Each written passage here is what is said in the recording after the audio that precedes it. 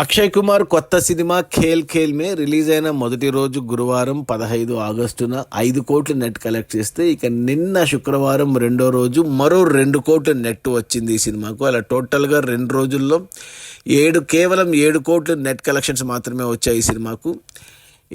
Cinema budget 100 కోట్లు అయితే మరో 7 కోట్లు గాను ఇంకా 93 కోట్లు వస్తేనే సినిమా హిట్ అవుతుంది బాక్స్ ఆఫీస్ దగ్గర. కమర్షియల్గా చూస్తుంటే అది కష్టంగానే ఉంది.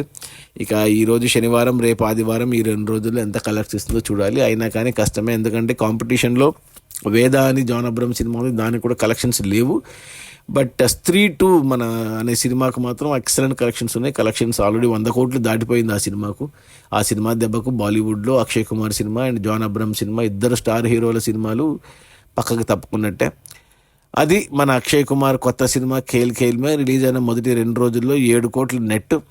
సినిమా బడ్జెట్ 100 కోట్లు అయితే మరో 93 కోట్లు రావాలి. నాకు తెలిసి మరో 3 కోట్లు వస్తే 90 కోట్ల నష్టాలు. సినిమా ఏమంటారు, డబుల్ డిజాస్టర్ అని చెప్పాలి. Okay, bye.